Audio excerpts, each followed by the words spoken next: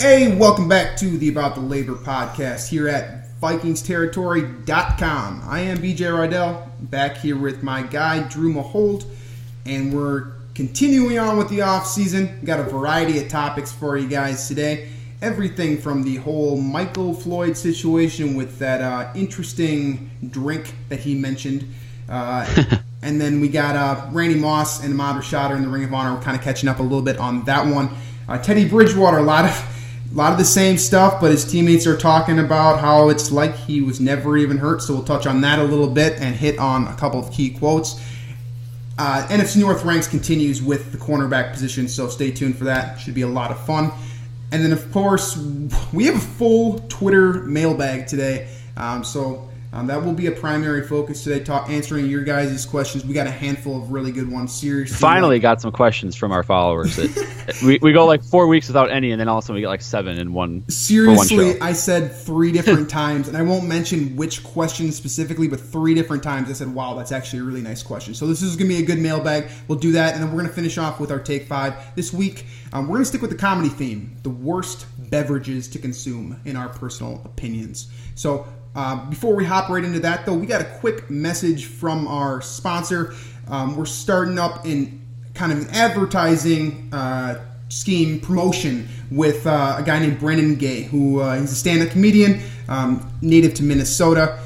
He's been working down at Second City in Chicago, so he's a Chicago-based comedian now. He's been doing what's called a 52 in 52, so 52 weeks, 52 cities, 52 shows, plus the late night as well.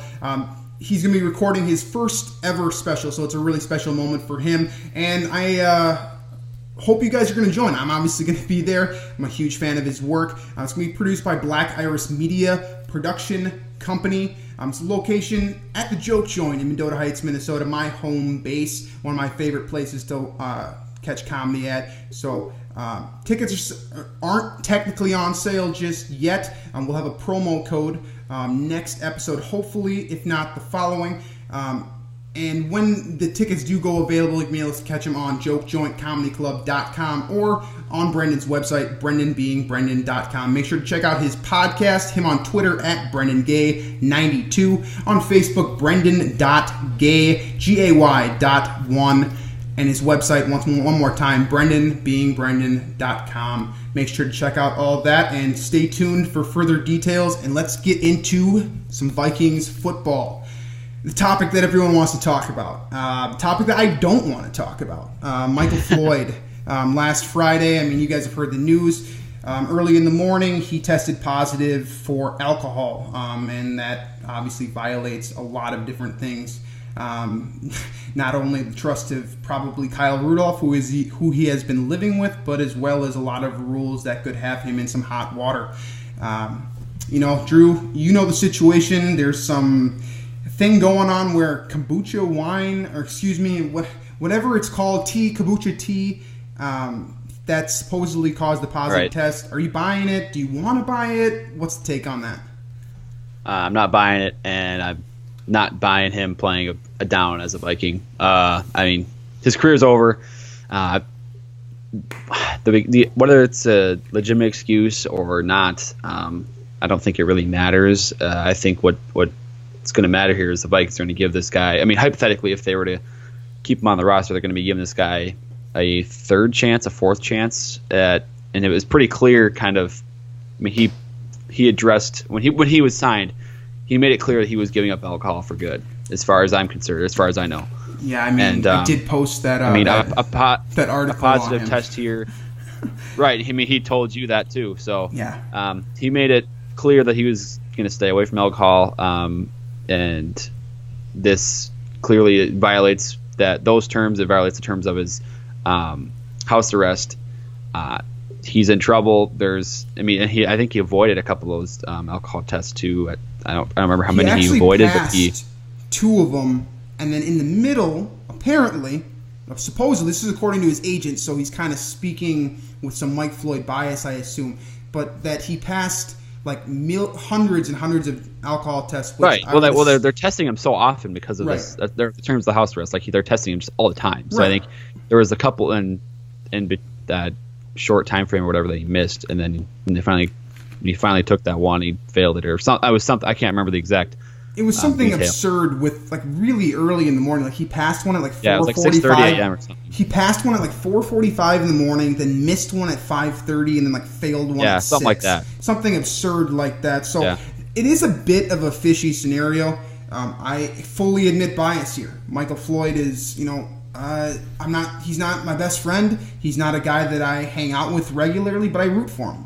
I have been in his corner since day one, both when he went down to Arizona and obviously when he came up to Minnesota. So this is disappointing in the sense that the way that your parents used to tell you, I'm not mad, I'm just disappointed, which is worse. It really is. And the big thing here is if you're in Mike's situation, this accident can't happen. I mean, I don't care if it is a fluke.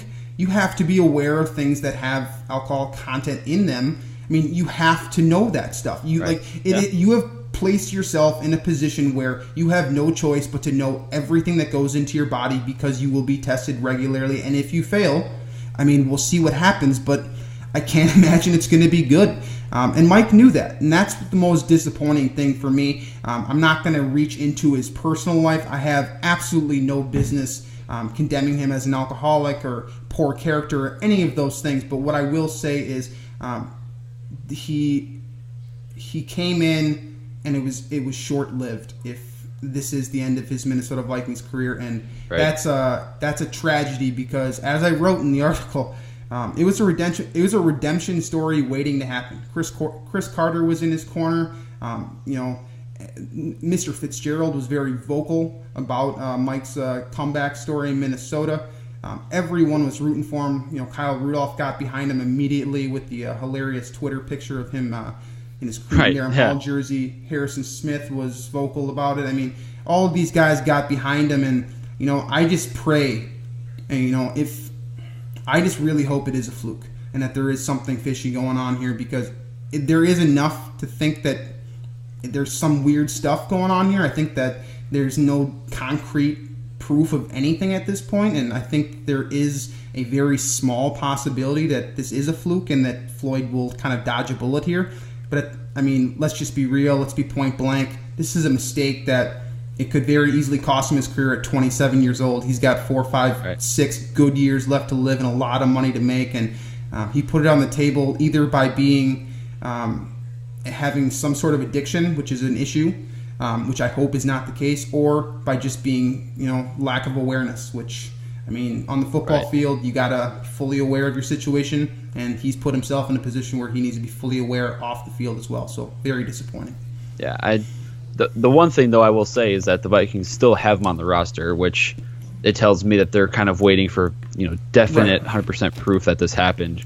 But that also plays into the fact that the Vikings don't have to make a move. You know what I'm saying? Like, there isn't a guy that they're waiting to sign. Decker obviously signed in Tennessee. So, I mean, if you cut Mike, then you're dealing with, like, Marquise Wilson. I guess Anquan Bolden's still out there. But what I'm saying is, like, they could – I mean, the fact that there's already the PR hit and there's you can't give him a third or fourth chance already. All this, what has surfaced through the internet and everything. They have – and he has no cap hit, so they could have been done with him a few days ago without any problems at all. So, and they've kept him on the team, and they're waiting for this whole investigation to finalize before actually making a decision, which I think says that they really want to make this work. But I would say I'm not optimistic about it. I would say that this is a kind of a situation where the Vikings kind of made their bed and now they're laying in it. Right? They took a chance on Mike, and they're going to see it all the way through. So he's got a hearing coming up. Once again, I very much hope that hearing goes well and that there is some sort of fluky, weird stuff going on here. And this kombucha stuff needs to stay very far away from Michael in the future. That's my hope. That is still kind of my belief because I believe in Michael Floyd and I believe in him as both a person and as a wide receiver. And until that concrete evidence comes down, he's a Viking in my mind. So hopefully that is the case, and hopefully my optimism will be answered with a resounding, mistake, a resounding mistake by the NFL, which wouldn't be their first one. So from there, I don't want to stay too long on that topic because it's not exactly the most flattering of subjects. Let's put it that way. Let's move forward on to some happy news here. Randy Moss. This is a subject that we discussed earlier this offseason, the number 84 being retired. Drew and I kind of went back and forth on the timeline for that. And it's official. Randy Moss's number isn't being retired just yet, but he's taken the first step towards that, kind of the gateway drug for having your number retired. He's going to be in the Ring of Honor, him as well as Ahmad Rashad. If you're not familiar with Ahmad Rashad, it's probably because you're very young. He was a prolific wide receiver well before the Chris Carters, Randy Mosses of the world, and certainly deserves to be in that Ring of Honor. A fellow number 28, where if this is in fact a gateway to having your jersey retired, keep that in mind. Yeah, I was, it'd be really the most fitting and terrific troll job if the Vikings retired number 28 for Ahmad Rashad. I would laugh. Week one at halftime. Drop the banner week one. Yeah, this is something I talked about with Andy Carlson and Arif Hassan and on the Machine podcast. There's too many names involved there. I think it's just a hilarious circumstance. That 28. Obviously, everyone knows who 28 in purple normally is, but there's a generation before us that know who 28 is split outside. So. Right, and I think same as for you. We didn't get to watch Ahmad Rashad as a Viking. Right, I've only seen 3 games. I've seen 3 games. I was introduced to Ahmad Rashad watching NBA inside stuff growing up. That was my first introduction to Ahmad Rashad. I had no idea he was a football player until I got this football card of him when I was like 15, probably. That's the best thing because you're currently kind of living out the point that I believe it was Arif made about how his successful broadcasting career has kind of overshadowed his very strong... How good he really was. A very strong career, especially in that era for wide receiver. Obviously, he's not putting up 23 touchdowns and 1,600 yards like Randy Moss once did, but this is a guy that was absolutely murdering during that era, and, like I said, I've only seen 3 games of his film, but what I saw was a very, very complete wide receiver and a guy that certainly deserves this honor. But one I want to talk about real quick, Drew, is the 84 situation. Going back to the subject, I said that we'd be back on it eventually, and I guess it came sooner than I thought it would. That number 84, it's not going up in the rafters just yet, but I think we took a very strong step towards that possibility. Yeah, I mean... to me, it doesn't signal anything different, I guess, than what we had about a month ago. Is that I think it'll get retired eventually. Right. I just think they're waiting and giving it time and making sure that there's no 84s on the roster, which obviously there was this summer, but before Hodges was drafted. But I mean, it's going to happen eventually, and this is exactly what my take was when we last discussed it. I'm not in a rush to get it done. I think the Vikings kind of are, though. I feel like this is moving up the timeline a little bit. They didn't have to do this, right? Right, but... This is if nothing else, this is immortalizing Randy Moss's career in purple and gold, which is the basic function of retiring a number. So, for what it's worth, the practice of retiring numbers, as I stated in kind of my revert of that article that I did, it's stupid. It's a dumb practice because if you retire enough numbers, you... have a real problem. So this serves the function in kind of a better light, I guess. If you saw the clips of Randy Moss, catching wind of this situation, he was in tears talking about how he got a chance despite all the mistakes that he made at Marshall, especially when he's talking about Denny Green too. Right, exactly. That one really hit home. That if I cried. I'm a man, so I don't cry, obviously. But if I did cry, I would consider crying during that particular audio bite. So I highly recommend checking that out. The Vikings official Twitter tweeted that out. So before we move on to the next subject, Drew, give me one hard, takeaway from this. What does this mean to you as a football fan? Well, it I guess it glorifies it. It honors 2 great, terrific careers as players as Vikings. It's different because there's a weird dynamic between the jersey retirement and the Ring of Honor. Like, I don't know why they shouldn't be recognized as the same thing. But there's clearly a difference there that is. There's a gap, but it's kind of like a pedestal.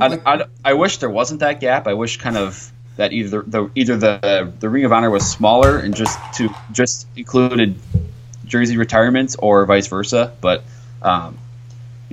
this for Randy Moss specifically, this is kind of we expect it to happen. So I'm not. It's awesome that it's finally happened, and we get to kind of relive his moments as a Viking. But it doesn't.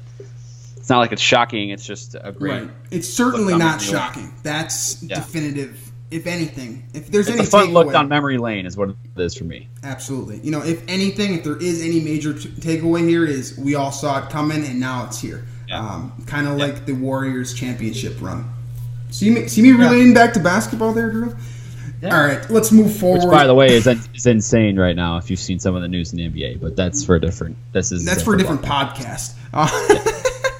All right, let's move into this Bridgewater thing. Obviously, Drew and I try our best not to promote any excessive amount of Bridgewater propaganda. Let's put it that way. But this really did stick out to me. I believe it was Ben Gessling that put up the article with the quotes. First and foremost, the big one. If you want to check out this article, it's still on ESPN.com under the Vikings page. Kyle Rudolph had a very long. I'm not going to read it because it was about a 20 to 30 second read, basically stating that, look, this guy had every reason to quit and come in with a bad attitude and woe is me, but he's always the most energetic, enthusiastic, exciting, happiest guy out on the field every single day.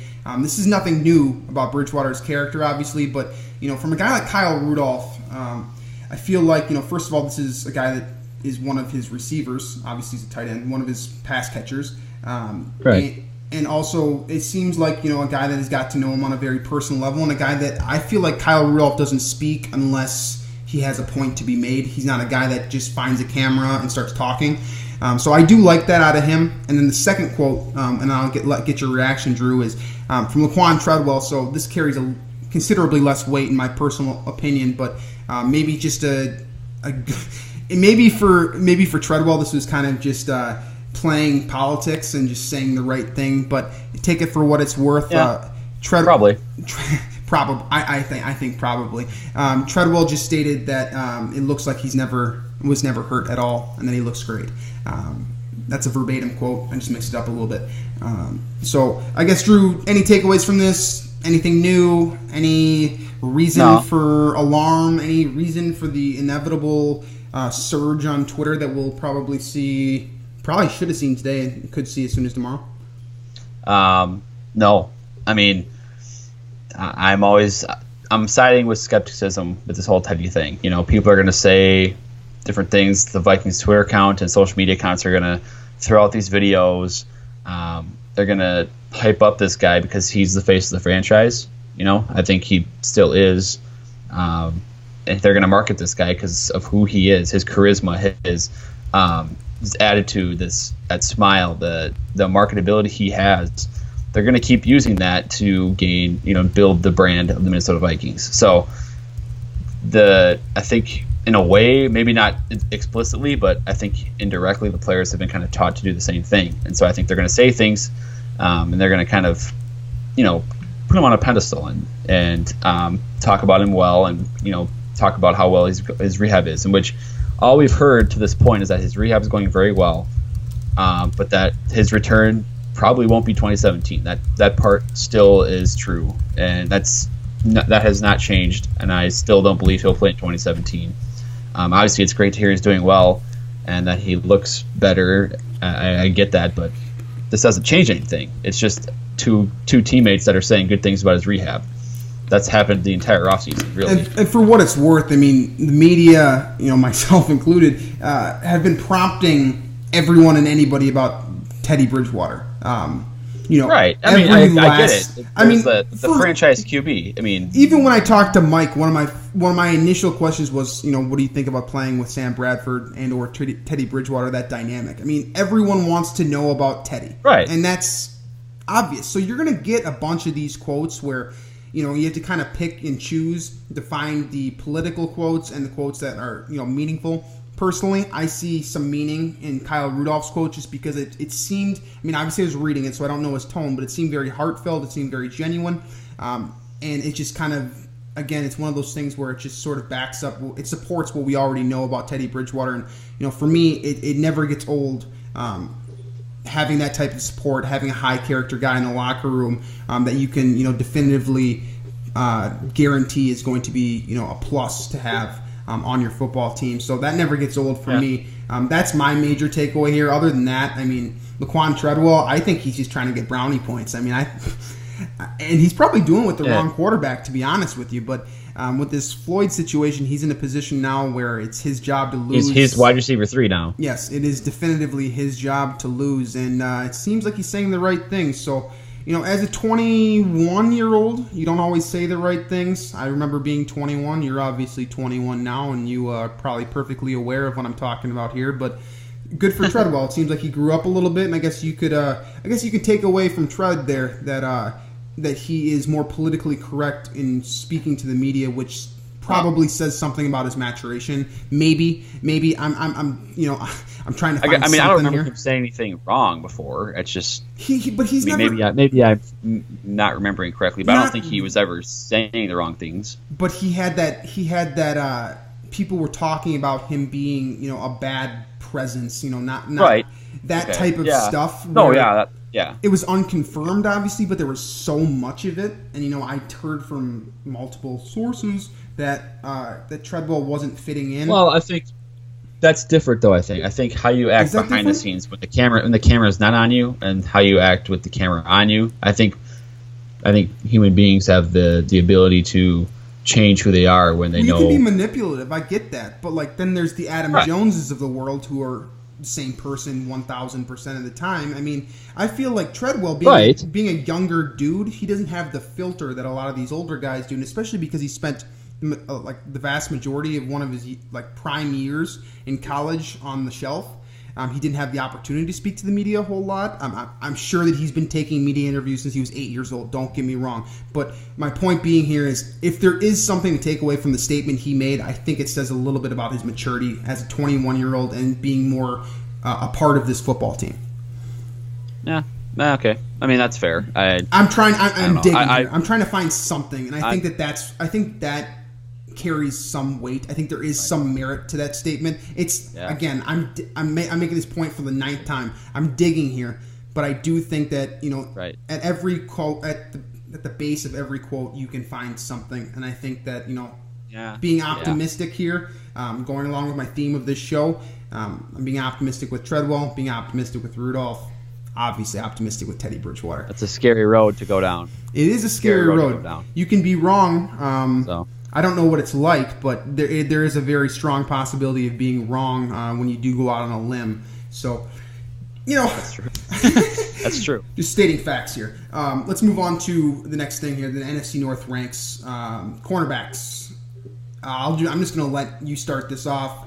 You always do start it off, but I'm going to let you start this off because I'm about to drop some heat. Yeah, I personally don't see much movement here. I don't think there's much room for debate, to be honest. I think I'll just go from 4 to 1 in reverse order here. 4 Chicago Bears.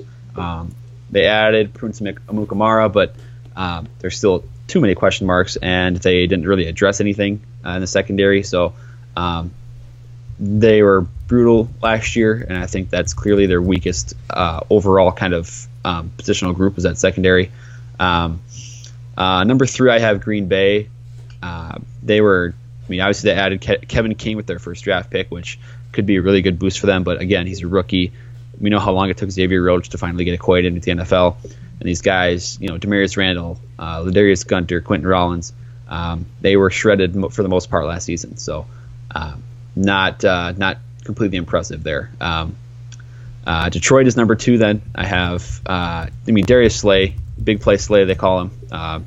We remember him fondly from Thanksgiving, stealing a win from the Vikings. That's what we call him too now. Yeah, the biggest, arguably the biggest play of the season. Honestly, you remember when we recorded the show for that particular recap, and I said, or you said, one of us said, I think we probably agreed, just because we always seem to agree, that was kind of a defining moment in the season. Yeah, it was. And it came down to, if he doesn't pick off that pass and the Vikings win that game. Well, because what I think, okay, if I remember correctly, that was right after the Arizona game, and I think a buddy of mine was watching after the Xavier Rhodes interception for a touchdown, which totally changed that Arizona game. He said that was the defining moment of the season where the Vikings would turn around, pick it up, and start winning some games. I would agree with that. That Darius Slay switched that kind of train or momentum around back. And he fixed that dynamic real quick for us, didn't he? So, but anyway, we're kind of on a tangent. But yeah, the Lions are number 2. Darius Slay, and then your favorite corner, Teez Tabor. Is I saying that right? Or Tabor? Jalen Tabor. Well, Teez Tabor, whatever. Name, but Teez is way cooler to say. But they added him in the draft, so I mean, there's some potential for some real playmakers there, and obviously the number one is the Vikings. Xavier Rhodes is becoming a shutdown corner in this league. Actually, he is a shutdown corner. He's becoming elite. Terrence Newman continues to defy physics and the human anatomy by playing at an elite level at 39 years old. And then you have Trey Waynes and Mackenzie Alexander, who is some high draft picks in the last couple of years, who they have talent, and there's no doubt about that. It's just about putting it together consistently. So the Vikings number 1, I think, pretty clearly. I think there's some debate, I think, possibly for 2 and 3 between Green Bay and Detroit. Not after the NFC Championship. I think you're if you see debate there, it's because you see a lot in Kevin King. That's really my take there. Which is a fair take to be right. But to be fair. I mean, to wrap it up, Vikings are 1, Lions 2, Packers 3, Bears 4. Yeah, I have the exact same list, and I'll tell you why real quick here, and then we'll move on to this massive Twitter mailbag that we got here. Number 4 for me is very clearly Chicago. I'm going to harp on this one more time. I swear to God I won't bring it up again. Drafting Adam Shaheen over a cornerback in the strongest cornerback class I've ever seen as a human being, unacceptable.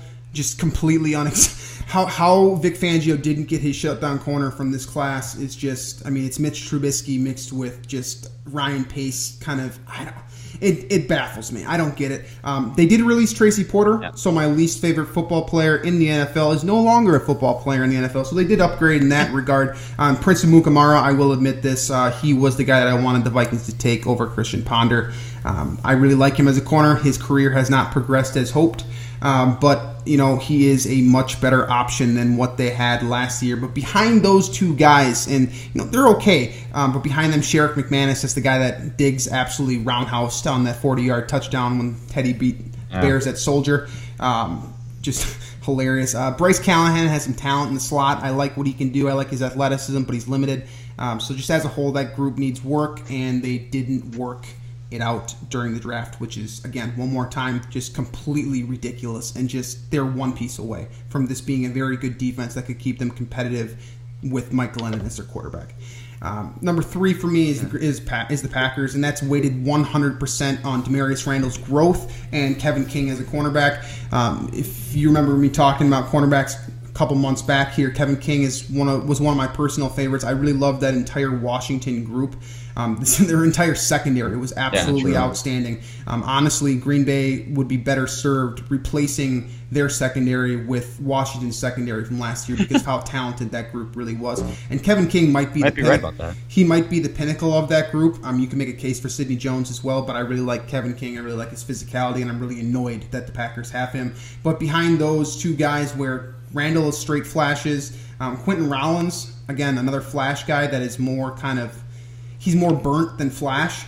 Ladarius Gunter, Matt Ryan explained why he shouldn't be playing defensive back in the NFL last year.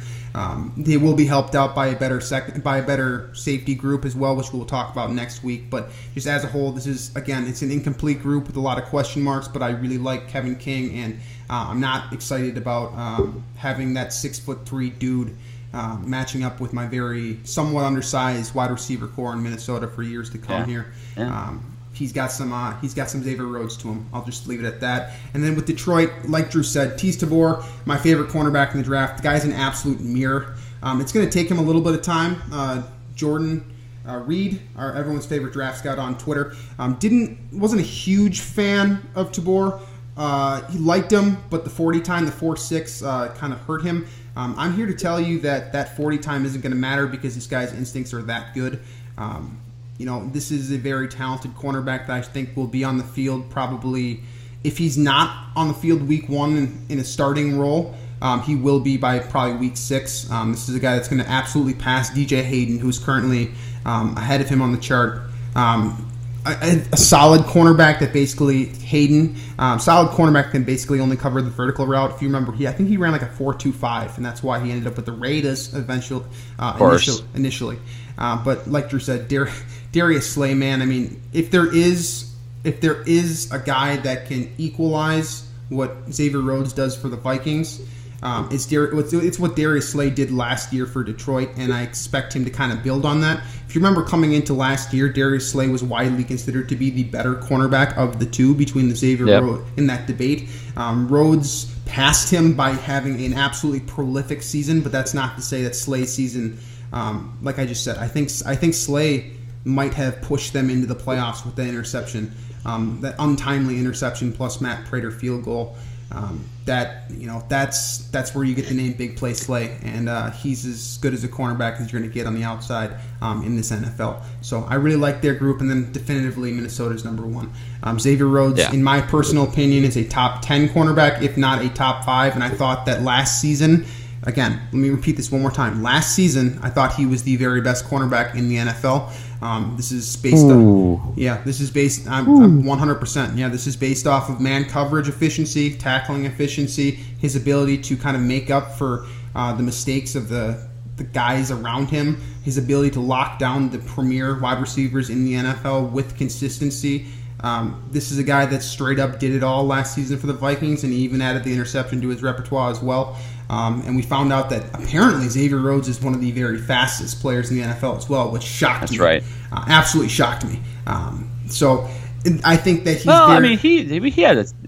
I knew he was pretty fast. Solid 40, right? I mean, I knew he was fast, but I didn't know that he was like top 4 or 5 fastest guys in the NFL long speed. I didn't think that, for example, I didn't think that Xavier Rhodes and Cordarrelle Patterson running side by side would be that close. It's really, really, really close. Well, of those times. You're talking about the next gen miles per hour rates. Yeah, Xavier Rhodes is actually the fastest in the scoring play of the season, I believe. So. But that's on a scoring play. It allows for him to pick up speed as he goes. obviously, he was hauling ass on that particular play. He's got those long strides. Because he knew that he had Smokey Brown behind him. So, he was probably running for his life there, and that's probably peak Rhodes. But my point being here, that guy he really does it all. And I think that he will reinforce this point this season. And behind him, Terrence Newman, ageless. I already talked about how the one thing that offends me is the fact that he defies human anatomy, and I can't at 25. Trey Waynes, I'm working through his film right now. I'm through about 5 weeks of snap by snap, and I think it's going to be a breakout year for Trey Waynes if he gets the opportunity. And you guys already know that I'm very high on Mac Alexander, so I don't need to reiterate that point. So Vikings definitively number 1, deepest group by far. If you add Captain Munnerlyn to that mix, it's just not even a contest. Oh no, it wouldn't even be fair. The only question mark being Mac Alexander, and I really do think that he will be a very solid performer for the Vikings this season. So that said, let's move into this Twitter mailbag here. Unless you got any final wrap up thoughts on the cornerback ranks, moving to safeties next week. No, I think those are pretty definitive. I think overall, looking at it, I would say the Lions are about league average, maybe a little bit below league average. Then I would say a little bit better, just because I think Slay really? is that okay. good. I think Slay is that good. Then you put Green Bay and Chicago in the bottom. Yeah, 10 I would for say sure. they're bottom 12 in the league in terms of cornerback corps. That's without checking every single depth chart, obviously. But you said, this is a pretty clear list. I think that even Packers fans can kind of agree with us on this one because they did. I sure hope so. They did watch the same NFC Championship as us, though I imagine they probably turned it off at halftime. But while we were enjoying it, That I think that about wraps that up. So let's get into this Twitter mailbag here. Like I said, we've got about 6 or 7 questions to roll through here, so let's just hop right into it. First one from Purple PTSD on Twitter. If you're not following their website, their work, check it out. They do excellent stuff, both on purpleptsd.com as well on Twitter. They do, a very entertaining Twitter feed, so make sure to follow them. They they gave us a list of Vikings offensive linemen. TJ Clemmings, Willie Beavers, Nick Easton, Jeremiah Searles, Danny Isadora, Zach Kieran, Rashad Hill, Austin Shepard, Aviante Collins, Tagaloa, and Reidell. You got to pick 4 from that group, Drew.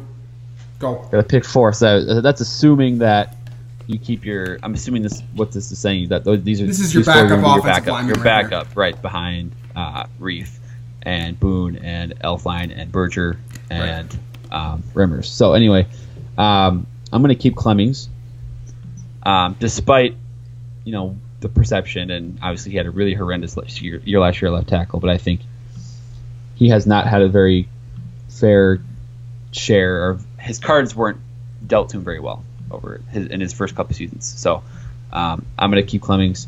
I'm going to keep Nick Easton. I'm going to keep Danny Isadora for sure. I think I got to keep Rashad Hill too. Those are my 4 there: Clemmings, Easton, Isadora, and Hill. I think between those 4, there's quite a bit of potential still there.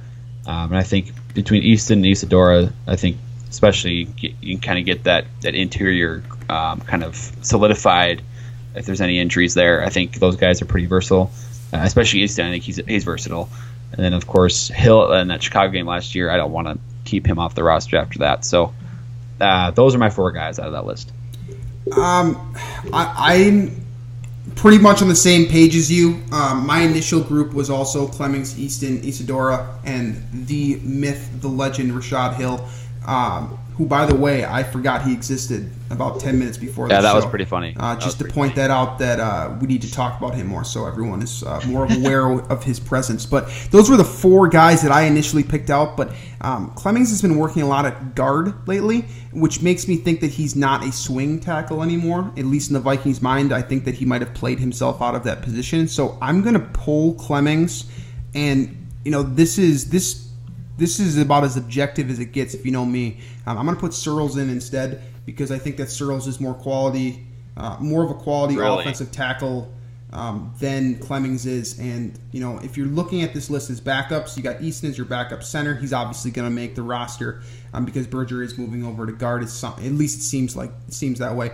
I'm very confident that Isadora will as well. Rashad Hill he was the best offensive lineman the Vikings have seen in years in one game last year, so there's no way he doesn't make this roster. Yeah.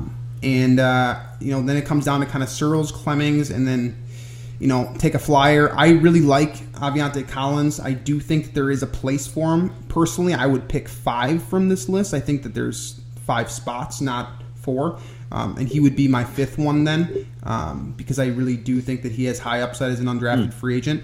But I do think that it's going to come down to Clemmings and Searles, and it's kind of a pick your poison thing there. Which one do you think is the better backup right tackle? And I think that leans in favor of Searles. Really? Unfortunately, you like even at right tackle? You think? Yeah, I think that's. Okay.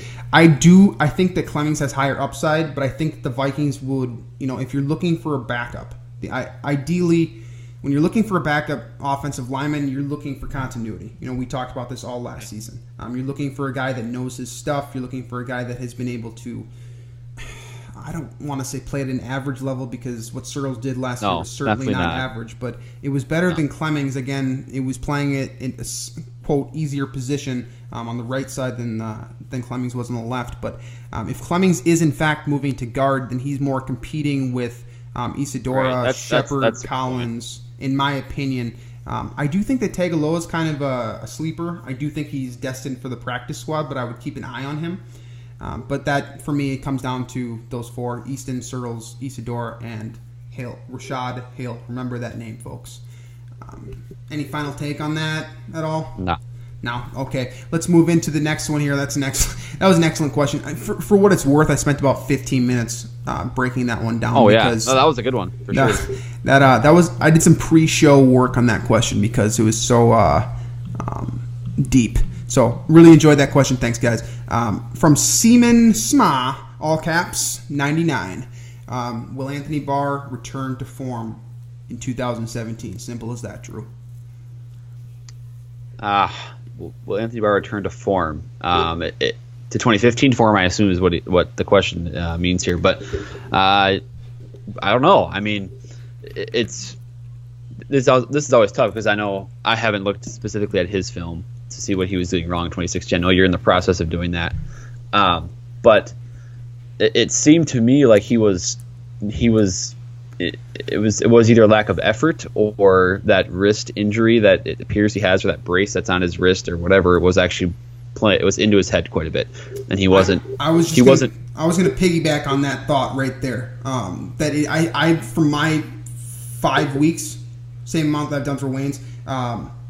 I think it's a mental thing with him. I just think that he was kind of. So? I think he was. Psyched, I think he was like psyched out because the flat-footed thing in coverage really. It's like he wasn't into the game, or he wasn't really finishing plays. Like he wasn't. It was like he had something going on off the field, like I don't know, maybe like some sort of horrific family tragedy or something like that. It just seemed like he wasn't all there. And the reason why, the thing that I keep coming back to is that flat-footed coverage, where he knows that he has to be on his toes when a receiver. Well, he was excellent at that his first 2 seasons. Exactly. He's proven that he knows how to cover running backs out of the backfield, tight ends over the middle, or streaking downfield. Either he knows how to do all that, and he's proven that he's good at it. So I just think that it was just a ton of mental errors like meshed together, and that has given us this perception that Barr fell apart last year. If you remember, though, he also showed flashes of greatness. Remember when he absolutely knocked out that tight end for the Giants? Larry Donnell, like the fourth play of the game, blew up the coverage, knocked him out of the game. Knocked him like 10 yards backwards. Yeah. Inadvertently knocks him out of the game just with the strike that he laid. I mean, that's textbook Anthony Barr right there. That guy. So simple point. Yes, I think he will return to form. I just think that he wasn't mentally all there last season. That's I guess that I don't have any concrete evidence for that, but from what I've seen on film, it just looks like mental instability. He's like mentally not, I don't want to say unstable, but he just wasn't quite there. Like it's like he knew what was going on, but he wasn't executing properly when he felt like he would be kicking himself immediately afterwards. Yeah, I mean, we're not. I think I can speak for you here too when I say this is speculation. We're just kind of looking at the game and kind of guessing more or less on what we think is the issue. But it just seemed like he wasn't finishing plays like he did. He wasn't as active, and I say that just because he wasn't amped on the ball. Up. Like he wasn't on the balls of his feet. The flat-footedness you talked about. He didn't have that burst. So I think it could have been the kind of a tentativeness with that injury, or it could have been some mental things too. But yeah, something we'll probably never know. I would like to. Right, we might not ever. Anthony Barr is not going to tell us. That's the most low-key linebacker I've ever seen in my life. Right. So I'd like to think he's going to get back to normal, but I think we need to see him on the pads and compete in camp and. The man is asking for an answer, Drew. You can't dance around this one. You got to give me a hard take, yes or no, as of June 19th. This is a very not yes or no question because. But we're boiling it down to yes or no. No. I'm going to say no, just because I'm raining. I do this with everything. I side with skepticism more than optimism because. I need proof first, So that's fair. So we actually we disagree here. How about that, folks? Another great question. Another thing that I thought about for a while. Let's move on to this next one here from our guy Eli at Skull Seas. What do you do with Michael Floyd, Drew? If this is in fact a positive alcohol test, what do you do? Assuming that everything's legit and he consumed alcohol, and all of that, you get rid of him and you don't look back. It's that simple. You can't give him another chance. You gave him after a pretty nasty, that the video and everything from Arizona. Most guys don't get another chance. He's got one, and quickly, more or less blew it. So, that's you can't give him another chance. You can't. I think that to your point, giving him another chance is almost enabling his behavior if, in fact, this is a positive test for drinking alcohol, because he very clearly is aware of the situation, and that would just be saying, like, oh, yeah, that's fine. You can break all the rules that we just set for you. It would be enabling. I think you have to. I think you're nailing the point here, I think. I think you have to cut him immediately, and I think that as a courtesy, you hire someone to make sure that he's... again, if this is a positive alcohol test, this would, in my mind, it would mean that he's very likely an alcoholic, because that's just, he knows the situation and he's doing it anyways. That's alcoholism at its finest. If you're the Vikings, you find a guy to make sure that he's going to, AA meetings, doing the 12-step process, going through a lot of the things that Hoodie talked about on the Climbing the Pocket podcast with me yesterday. If you haven't checked that out, pretty deep stuff, but definitely good sentiment from him there, and a lot of positive takeaways from a guy that has a similar vantage point. So, simple point, you got to get rid of him, and you got to get him some help. On to the next question that Eli had for us here. How long is Mike Zimmer's job safe, and how long will he be the head coach? This is kind of springboarding off of handing over the duties to George Edwards. If you missed that the piece of news, Mike Zimmer is not doing all of the same things that Mike Zimmer was doing in the past for the Vikings. He's kind of taking a bit of a step back. I would imagine a lot of this is health related. I think that's pretty definitive. Right. But the question still stands. I mean, the first one, how long is his job safe, is kind of different than how long will he be the head coach, in my mind. For me, I think his job is safe for as long as he wants it. I really don't think that the hot seat. I think the hot seat stuff is overblown. I think it's a bunch of, kind of a bunch of fans that just got too, I don't know, they got too used to. It's absurd to think Mike Zimmer was at fault for, the 17 offensive linemen going down with an injury. It's privilege speaking. It's millennial privilege, and it's crap. His job is probably safe for as long as he wants. I think even if he goes like 7-9 this year and misses the playoffs, I think he still has a redeemer year left in the tank. Yeah. How long will he be head coach? I think till he dies. Straight up, I just don't. Jeez. I don't see football guy. I don't see this guy quitting. I mean, I think coaching is something you can do blind. Straight up. It's more of a mental thing, kind of a personality trait that makes you a good coach. And obviously your vision and your ability to see certain things is important, an important aspect to that. But I think that at the very least he can be a consultant on a coaching staff, a defensive consultant, obviously, and a guy that can groom particularly defensive backs, as he's done so well in the past. So I really don't see him ever quitting. He doesn't have a family anymore with his wife passing away. He doesn't really have anything strong to hang on to other than his daughters. I just think that football is his life. He is the pardon my take, football guy at its finest. Yeah, for sure. But I the fact that he's not calling plays, I've seen so much of it being portrayed as a good thing, which in some ways it is. It's less of a load for him, and clearly with the whole eye thing. Having less of a load is probably good in that aspect, but I think we are judging George Edwards very, we're making quick judgments based on one game, which obviously was a really great game against Dallas when the defense, the Dallas offense, which was top 5 in the league going in, if not number 1. There's an argument to be made there, but the Vikings were held them to 17 points. I think Dak had under 140 yards passing or something. So definitely a strong game there. But I think good first impression. Mark Zimmer built this defense from literally last in the league in 2013 to, the first few weeks of 2016 was number 1 in the league. Generation. And I think going away from that so willingly to George Edwards, I think the fans are kind of accepting it very easily, which I think. I don't know. I find it. I'm uneasy with that transition happening. Speaking specifically with on-field production, because I think this obviously the scheme's the same and everything, but I think the intricacies of calling plays and the tendencies coaches have are going to be different. The instinct. that goes into calling the correct plays.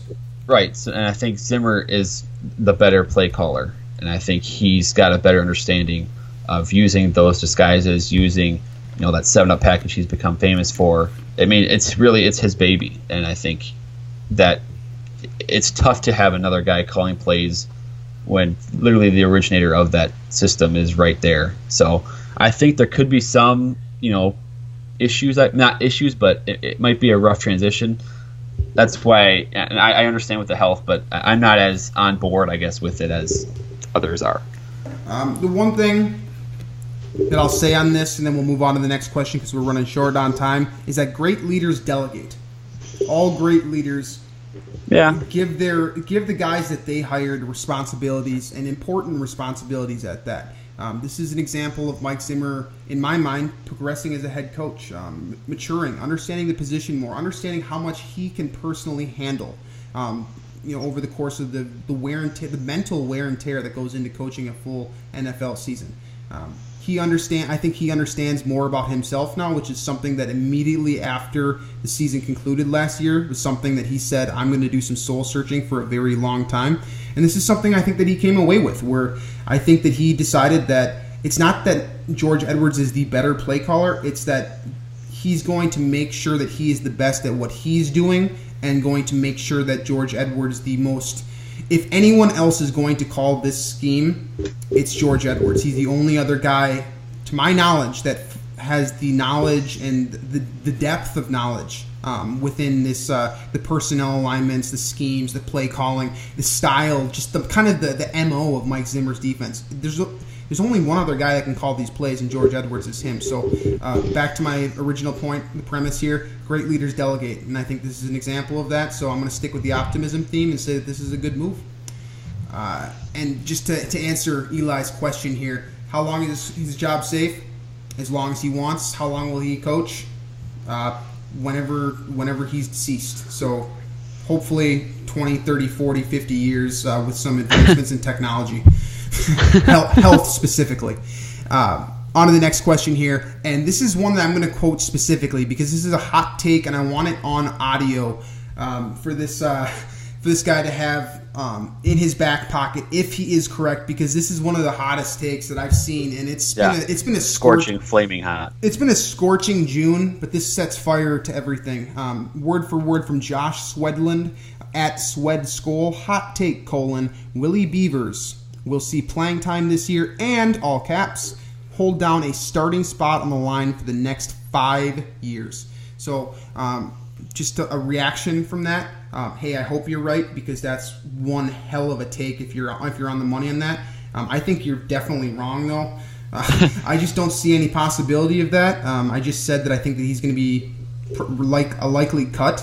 I never saw it with Beavers, whether it was his Western Michigan film or his practice squad stuff, his training camp stuff, his personality. I just never saw it with him, so I can't get on board with anything you're saying. But if you are right, this podcast will be alive forever, and you can hold this to your heart as one of the greatest,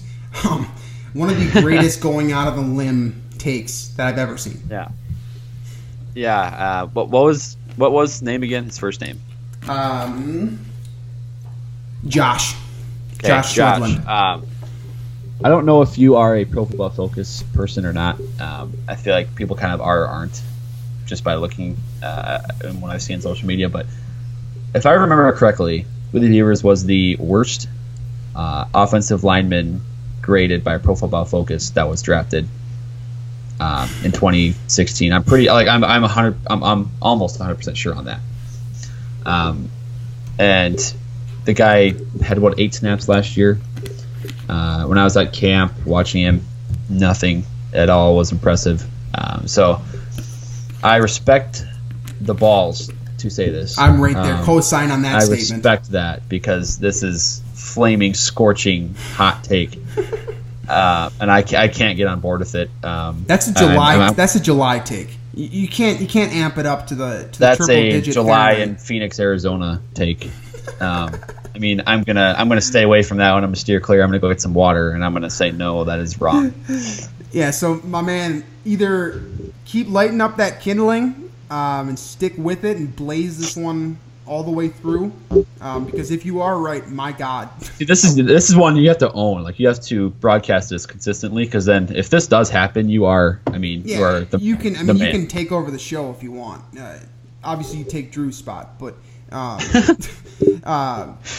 but he did ask. He did ask us a question as well here. Another great question. Hardest injury to overcome, not including offensive linemen or the quarterback position for your Minnesota Vikings. And this is this is very subjective. I think that if you get a room full of 5 Vikings analysts, you might get 5 different answers. Yeah, this is a very, very good question. I think I know what your answer is, and I feel like mine's the same, and I hate that we agree on everything here. But I'm going to go – so this is not quarterback or not offensive line, correct? Correct. Like, that was the thing. Okay. I think it's Harrison Smith. I think that's the answer here. Yep, it's Harrison Smith. And I am only saying this because the depth at safety behind him, I mean, was it Jaron Kearse, Anthony Harris, well, Jack Totzler. It would likely be Jaron Kearse or Anton Exum at this point. Anton Exum, yep. So, I mean, those guys have played so little in the NFL, and they have such little experience, and they don't have the instincts, near the instincts or the playmaking skills that Harrison Smith does. And the fact that Smith has such huge responsibility in Zimmer's defense, the way he, just by being that edge, he is essentially the edge. He sets the edge on some of those outside run plays, kind of acting as a defensive end sometimes, and then also being the center fielder too when needed. Doing both things it's excellently. extremely rare to see a guy like that. And then now you're going to bring in an inexperienced, low round draft pick to try to fill that spot. No, so Harrison Smith would be my guy, but there are a good case to be made for a lot of other guys too. Yeah, I mean, if we had more time, I could go on this particular question for a good 10, 15 minutes because it really is such a great question. But I'm siding with Harrison Smith as well here. My simple reason, and this is something we can talk about further on a different show if this is something that interests you guys. Harrison Smith is basically the quarterback of the Vikings defense. If you watch enough Vikings football from like an all-22 perspective, his alignment it almost predicates what other guys are going to be doing. So if he's lined up on the edge, Anderson Dejo is almost guaranteed to be single high safety look. And that's going to put Xavier Rhodes in man coverage with some pattern matching stuff. Trey Waynes is obviously going to be covering in zone over the top. It's going to be a little bit of a half shell there. And if you just watch enough Harrison Smith, wherever he lines up, if he gets in the box, you see Eric Kendricks covering more area towards, whichever, if he's on the field side or the boundary side. Point being here, Harrison Smith, where he aligns, that's who the quarterback is watching. And that's not just because quarterbacks are taught to look at the safety first. It's because Harrison Smith is a wrecking ball, and he does everything very, very well. And like I said, my flaming hot take to compete with you here, Josh, I think he's going to be the best 22 in Vikings purple and gold of all time when it's all said and done. If you're not familiar, Paul Krause also wore that number, so that's the all-time. Does he have all-time interception leader in the NFL? And I think Harrison Smith is going to be better when it's all said and done because he is that prolific of a player. He is a game-changing talent, and he is one guy that if you take him away, not only is the drop-off significant, but you basically have to change your defensive look. I would expect the Vikings to run more base.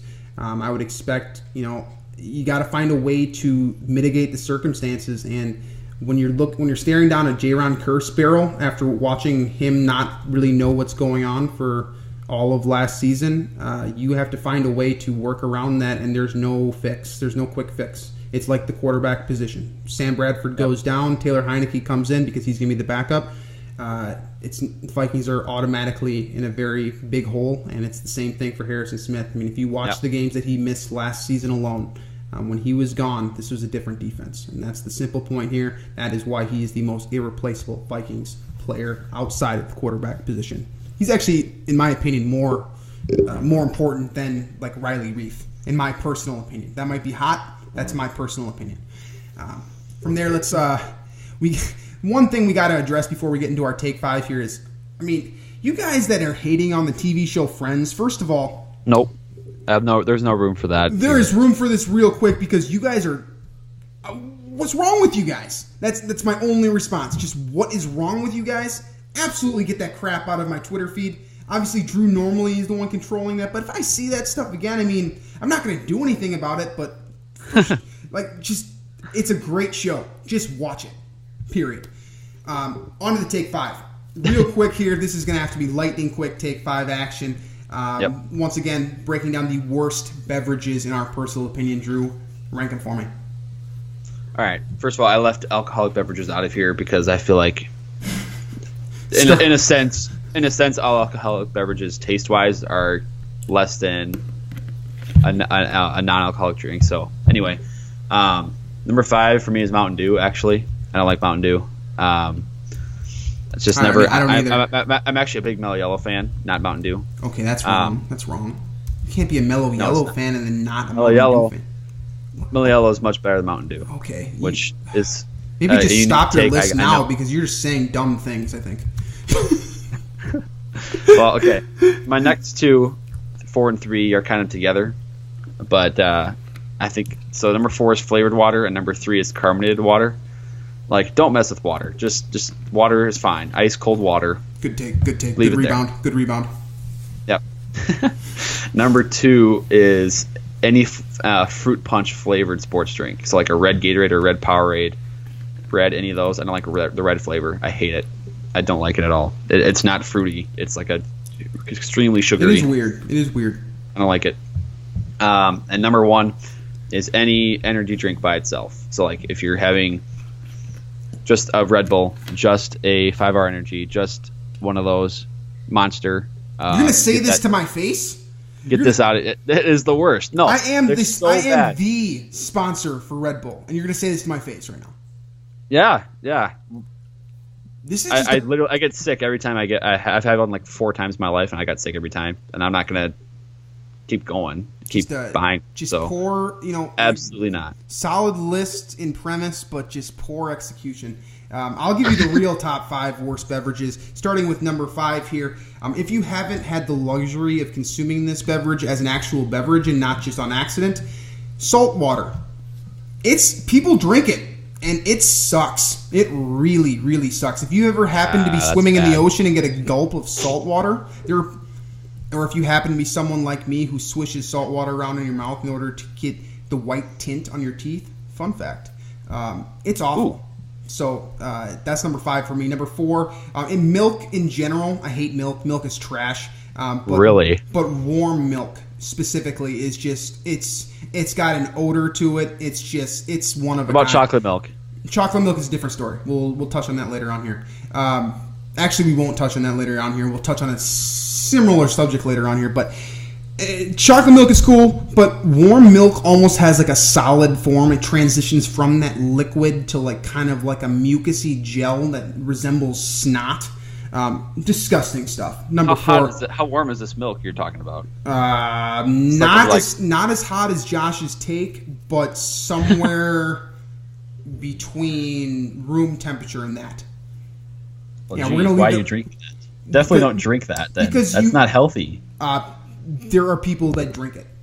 And there are people that do it on accident, and there are people that do it knowing that it's warm milk and they want the milk that bad. It's crap. Well, definitely don't do that. Comes in at number 4. Number 3, strawberry Nesquik. I don't know how this is still in the market because it was just such a bad idea. It tastes terrible. It's not as good as their chocolate milk, which is outstanding, but their strawberry stuff is just trash. Straight up, comes in at number 3. Number 2, a holiday favorite, eggnog.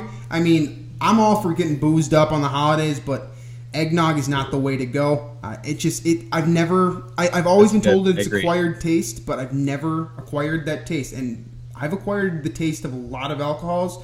Eggnog is not one. Can't do it, can't stomach it, can't swallow it, straight puke. Number 2 on my list. And then number 1, I did include alcohol in this list, obviously, because I just mentioned eggnog. But number 1 for me is Rumpelmans. If you happen to have the luxury of taking one of these peppermint shots at some point in your life, either by choice or because someone handed you one, it's puke waiting to happen. And I'm telling you, if you're like 6 or 7 deep, and kind of leaning to one side, do not take a shot of Rumpelmans because it's not going to go well. That is a hard number one. And, if this was the About the Boozing podcast, I would have plenty of stories about Rumpelmans, but I will save you guys that, and we'll round out the show. You want to try to make up for that list that you had there? Is there any final takes you got? No. Red Bull. I know you drink Red Bull during these shows sometimes. You should really reconsider and instead drink Mellow Yellow. For our video viewers, you could see my reaction to that. That's why you should be watching this on YouTube. Yep. That's about it. That's about it for the show, though. So going back to our sponsor guy, Brendan Gake, stand-up comedian, local guy. He's coming home to do his stand-up special. Make sure to check that out at the Joke Joint. We'll have further details in the near future here. Hopefully a promo code as well to get you guys some cheap tickets. If you mentioned my name. So we'll talk about that in the future. And as far as Viking stuff goes, you know where we're at. VikingsTerritory.com, iHeartRadio, Google Play, Stitcher, and of course iTunes. We're all over the place. And Twitter.com, VikingsATL Pod on the Twitter machine. And we will catch you guys later on this week for the Thursday episode talking safeties in the NFC North ranks, and then whenever Drew and I can conjure up. Thanks, folks.